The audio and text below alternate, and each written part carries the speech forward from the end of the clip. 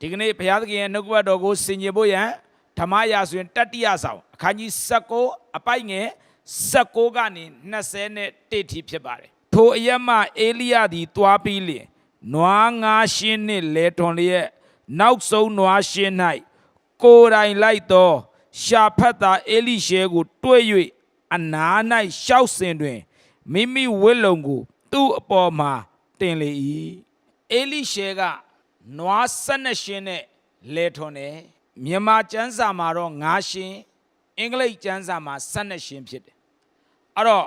အေလိရှဲဟာနွား12ရှင်းနဲ့လဲထွန်နေတဲ့အချိန်မှာအေလိယရောက်လာတယ်ရောက်လာပြီးမှအေလိယဟာသူ့ဝိလုံကိုအေလိရှဲပေါ်မှာတင်လိုက်တယ်အဓိပ္ပာယ်ကဖယားသခင်အေလိရှဲကိုရွေးပြီးဒါနဲ့ပဲအေလိရှဲဟာအပိုက်ငယ်21မှာထ၍အေလိယနောက်သို့လိုက်လျက်လက်ထောက်ဖြစ်လေ၏အေလိရှဲဟာအေလိယနောက်ကိုလိုက်သွားတယ်အေလိယရဲ့လက်ထောက်ဖြစ်သွားတယ်ဒီလိုပဲတောက်လျှောက်လိုက်သွားရင်းကနေပြီးတော့မှဓမ္မရာဆိုရင်စတုဒ္ဒဆောင်အခန်းကြီး1အငယ်1ကိုကျွန်တော်ဖတ်ပါမယ်ထာဝရဘုရားသည်အေလိယကိုလေးပွေအားဖြင့်ကောင်းကင်သို့ချီတော်မူခြင်းဤသောအခါအေလိယသည်အေလိရှဲနှင့်အတူဂိလဂါလမြို့သို့သွား၏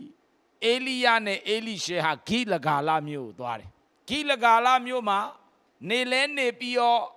အေလိယကအေလိရှဲကိုဘာပြောလဲဆိုတော့ဘုရားသခင်ကငါ့ကိုဘေသလမြို့ကိုပို့နေပြီဒါကြောင့်ငါဘေသလမြို့သွားမယ်နင်ကတော့ဂိလဂါလမြို့မှာနေခဲ့အေလိရှဲဘာပြန်ပြောလဲမနေဘူးကိုရောနောက်လိုက်မယ်တကယ်တော့ခေါ်ခဲ့တာအေလိယမဟုတ်လားအစကခေါ်လာပြီးမှအခုကြမှနေခဲ့ဘာလို့ပြောလဲဝိညာဉ်ရေးရမှာအေလိရှဲဟာ stop sign ကိုစတွေ့ရတယ်ခေါ်တော့ခေါ်ပြီးတော့အခုနေခဲ့တဲ့အဲ့လိုပြောတဲ့အခါမှာအေလိရှဲလုံးဝမနေဘူးဆက်လိုက်တယ်ဒါနဲ့ဘေသလမြို့ကိုရောက်သွားရောဘေသလမြို့ကိုရောက်ပြန်တော့အဲ့ဒီမှာနေရင်းနဲ့အေလိယကတခါထပ်ပြောပြန်တယ်အေလိရှဲကိုအေလိရှဲနေဘေသလမြို့မှာနေခဲ့ငါ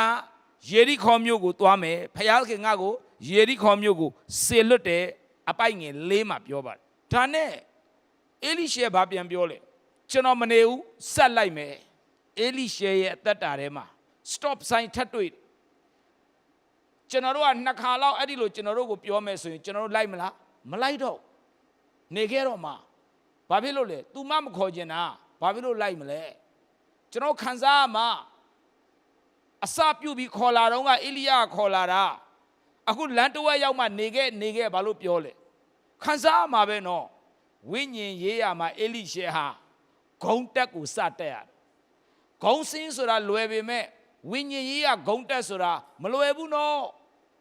အေလိရှဲရဲ့တက်တာထဲမှာဝိညာဉ်ပိုင်းဆိုင်ရာဂုံတက်ပဲယေရိခေါမှာနေရင်ကနေတခါထပ်ပြီးအေလိယကပြောပြန်ရောအေလိရှဲကိုအေလိရှဲနေယေရိခေါမှာနေခဲ့တော့ဖယားရှင်ကငါ့ကိုယော်ဒန်မြစ်ကိုဆေလွတ်နေပြီအပိုက်ငယ်6မှာတွေ့ရတယ်နေယေရိခေါမှာနေခဲ့ထပ်ပြီးတော့ထားရစ်ချင်းခံရပြန်အဲ့ဒါဝိညာဉ်ရမှာပါလဲ stop sign အေလိယကသူ့ကိုထားခဲ့သူဘာပြန်ပြောလဲမနေဘူးယော်ဒန်မြစ်ကိုဆက်လိုက်ဒီနေ့ဝိညာဉ်ရေးရမှာအဲ့ဒီလိုမျိုးနေခဲ့အချိန်ချင်းပြောခံရတော့လဲပဲအေလိရှဲဟာလုံးဝစိတ်တမကြဘူးစိတ်မပြတ်ဘူးဆက်လိုက်တယ်ဒါကြောင့်သင်ရဲ့အသက်တာထဲမှာလဲဝိညာဉ်ပိုင်းဆိုင်ရာသူများကိုထားခဲ့တာတို့ခြံခဲ့တာတို့မလိုက်နဲ့လို့ပြောခံရတာတို့ကြုံနေရင်စိတ်တမကြပါနဲ့စိတ်မပြတ်နဲ့အဲ့ဒါပါလေဂုံတက်ခရီးဖြစ်တယ်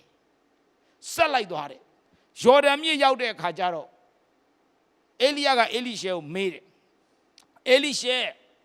ဘာဆုတောင်းမလဲအေလိရှဲကပြောတယ်ကိုရောဝိညာဉ်2ဆောက်ပေးပါဒါနဲ့အေလိယကအေလိရှဲကိုဘာပြောလဲသင်သည်ရခဲသောဆုကိုတောင်း၏အေလိယကသူ့ကိုပြောတယ်သင်နဲ့ငါခွာသွားတဲ့အခါသင်ငါကိုတွေ့ရင်ရမယ်ဟာဒါနဲ့ပဲအေလိရှဲဟာအေလိယကိုအဆက်မပြတ်ကြည့်နေရတယ်ပျောက်သွားလို့မဖြစ်ဘူးအဲ့ဒီနောက်ပိုင်းမှာအေလိယဟာဖယားခင်သူ့ကိုမြေကြီးပေါ်ကနေဆောင်ယူသွားတယ်အေလိရှဲတွေးလိုက်တယ်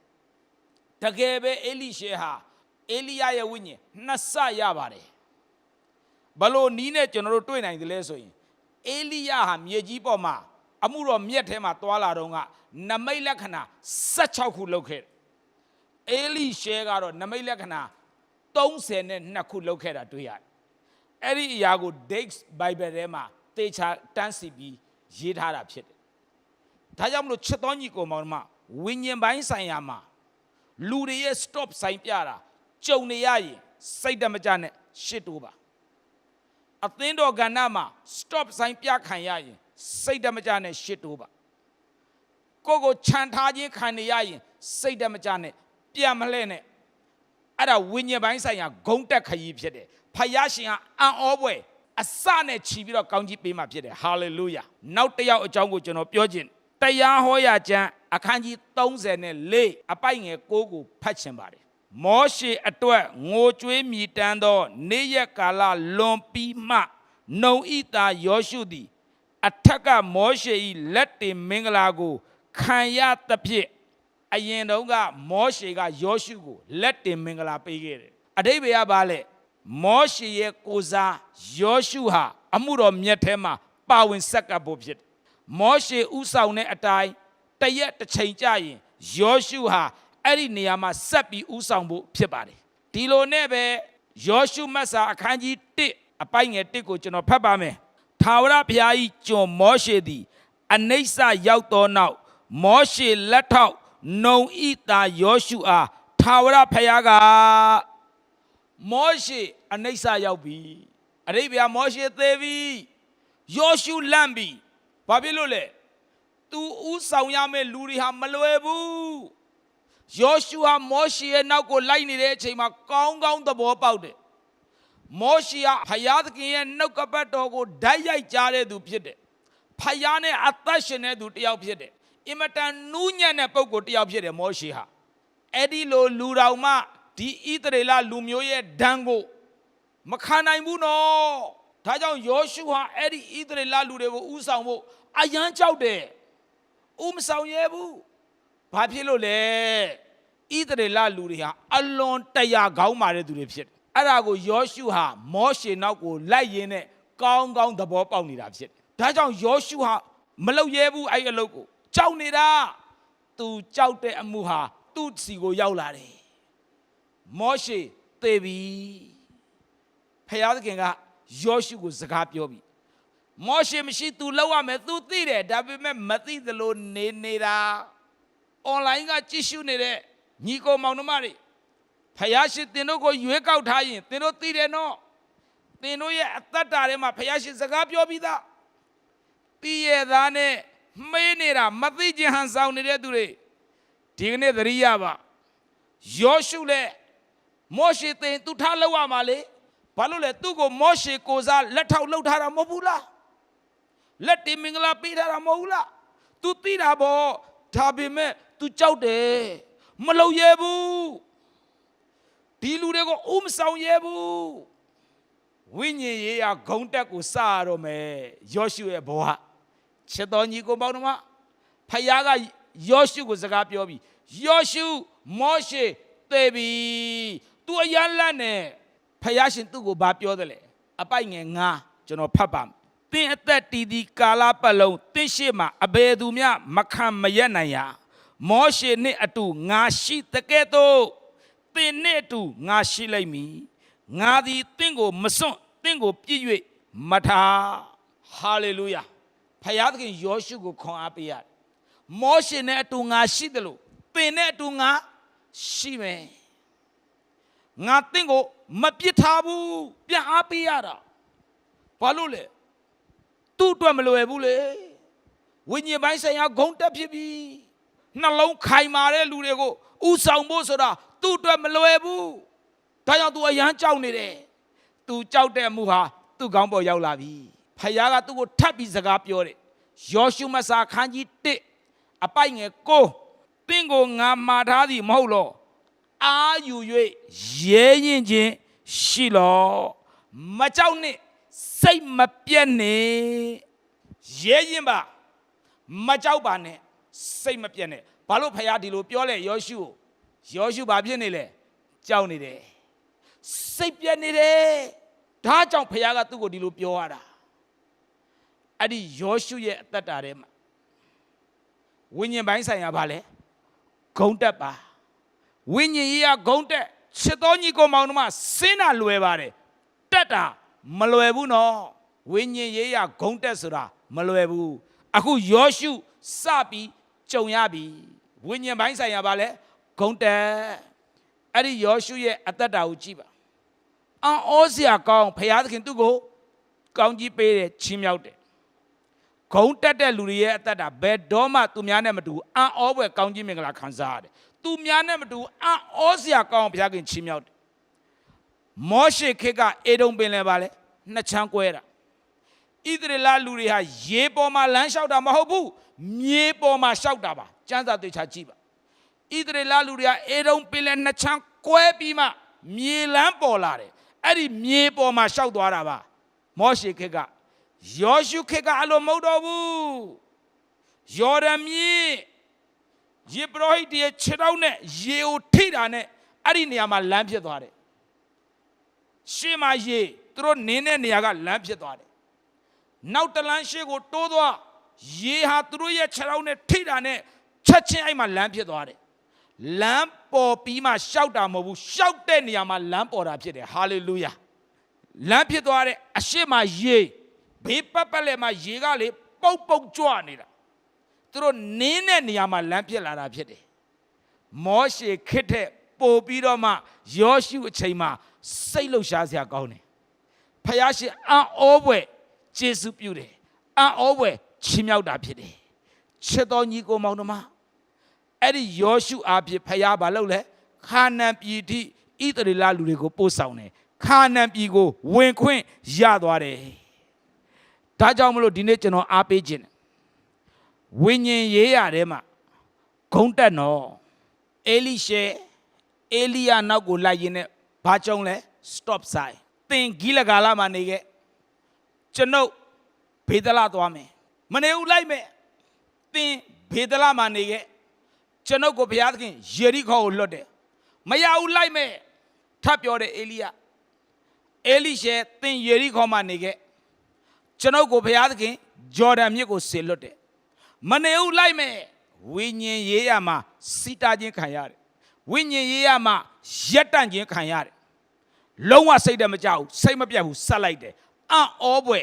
ဖယားသခင်ချီးမြှောက်ခြင်းနဲ့ကောင်းကြီးပေးခြင်းခံစားရတာဖြစ်တယ်ယောရှုဣသရေလလူတွေကိုဥဆောင်ဖို့ကြောက်တယ်မရဲရင်ဘူးဣသရေလလူတွေရဲ့အသက်တာကိုကြည့်ပြီးစိတ်ပြတ်တယ်